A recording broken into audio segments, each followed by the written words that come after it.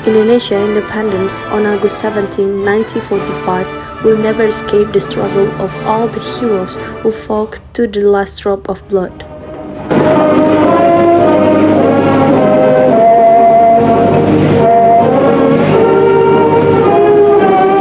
On December 19, 1948, the Netherlands carried out military aggression too by carrying out an air attack. As a result, Yogyakarta fell into the hands of the Dutch. But before being exiled, Sukarno contacted Syafruddin Prabanegara and gave him a mandate to form PDRI.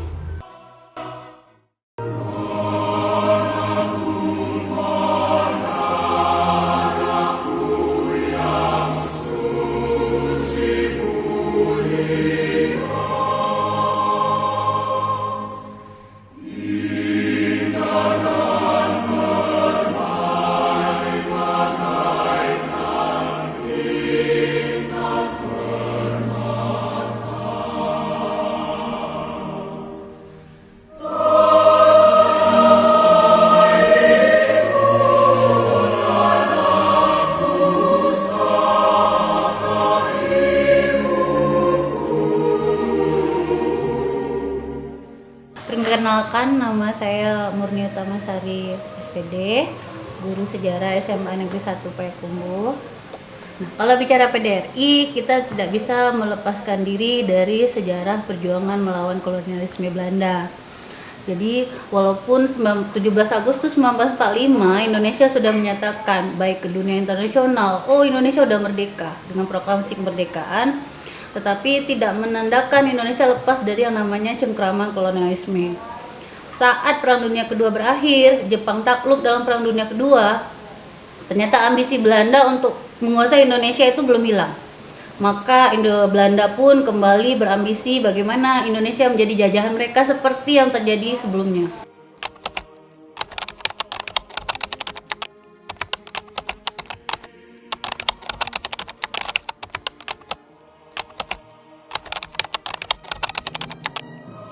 Nah, pertanyaan kenapa Kota Tinggi yang dipilih ternyata adalah saran dari Tan Malaka.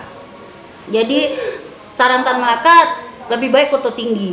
Selain karena memang dia wilayahnya tidak begitu mudah untuk diakses oleh Belanda, ternyata Kota Tinggi secara lokasi geografis itu sangat mudah untuk distribusi logistik dari semua arah.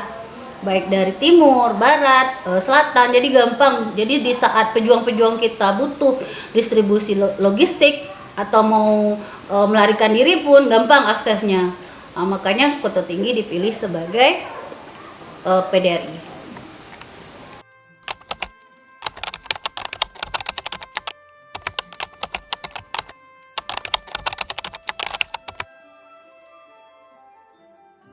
PDRI bisa kita katakan adalah fase penyelamatan status Indonesia. Kenapa dikatakan fase penyelamatan? Karena saat itu setelah Belanda melancarkan agresi militer duanya, status ibu kota yang dikuasai Belanda dengan presiden, wakil presiden, dan pejabat-pejabat tinggi negara lainnya sudah ditangkap Belanda. Secara status Belanda menganggap Indonesia sudah mereka taklukkan. Nah, di sana PDRI memegang peranan penting. Kenapa PDRI memegang peranan penting? Karena klaim Belanda bahwa Indonesia sudah mereka kuasai mentah dengan keberadaan PDRI. PDRI bersifat mobile, bergerak. Kenapa bergerak? Karena ancaman dari Belanda itu tidak main-main. Mereka berusaha mencari tahu di mana PDRI itu ada. Karena memang keberadaan PDRI lah yang membuat status Indonesia sebagai jajahan Belanda belum bisa mereka sampaikan ke dunia internasional. Kemudian Syafruddin mengambil langkah dengan pejabat-pejabat tinggi lainnya termasuk Menteri Sumatera membumi hanguskan semua fasilitas kecuali untuk siaran radio. Makanya walaupun mereka berpindah-pindah, tapi Syafruddin dan yang lain-lainnya tetap bisa menyampaikan ke dunia internasional melalui siaran radio. Indonesia masih ada melalui PDRI. Nah, jadi setelah dari Bukit Tinggi, mereka bergerak ke Halaban namanya, baru kemudian ke Kota Tinggi.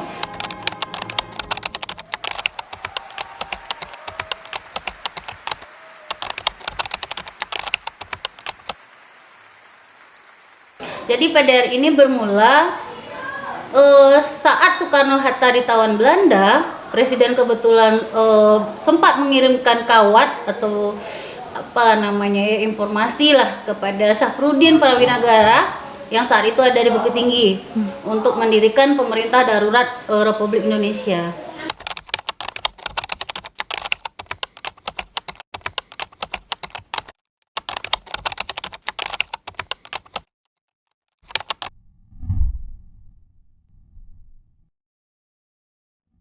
Kalau kita bicara PDRI, gimana PDRI bergerak sebagai sebuah pemerintahan, seperti dikatakan di awal dia agak istimewa, dia bersifat mobile. Mereka pakai sistem pindah-pindah, artinya agar tidak gampang terdeteksi oleh Belanda. Makanya sampai Soekarno-Hatta dibebaskan, pusatnya PDRI itu nggak bisa dikuasai Belanda. Walaupun sempat terjadi namanya peristiwa Situju Batur, ya dalam upaya Belanda menaklukkan PDRI.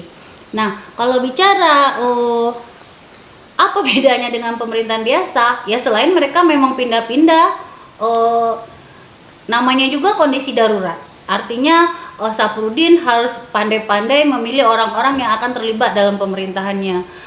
Jadi PDRI juga punya presiden, makanya Safrudin Prawinegara itu presiden PDRI yang sayangnya dalam sejarah lokal tidak diketahui banyak orang.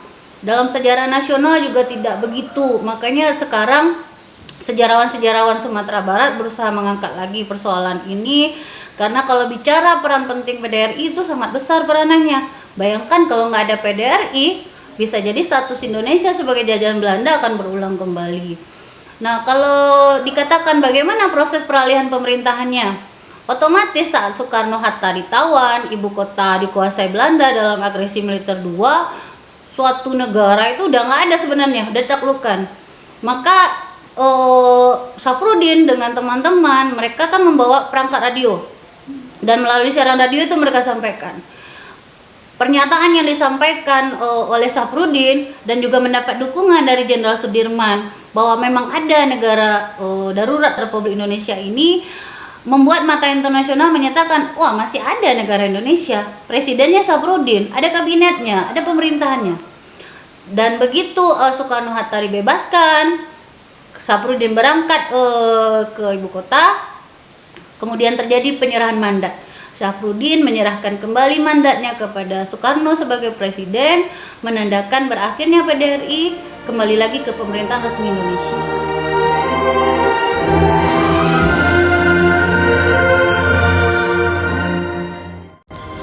PDRI lasts about 8 months.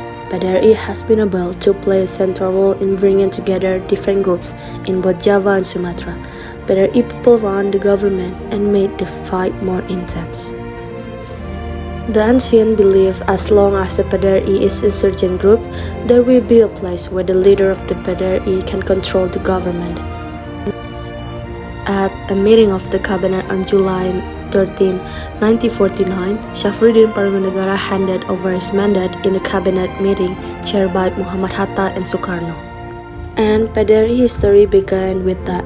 Historical evidence may be found in museums and monuments, but the PDRI cabinet played an essential role in people's struggle and strength in maintaining Indonesia's independence, as well as demonstrating that Indonesia never gives up and its fight to defend the country's independence. The history of Republic Indonesia continued on. With the establishment of the National Monument, it is hoped that in the future the monument will develop and be preserved to remember the struggle of Indonesian heroes for Indonesia independence.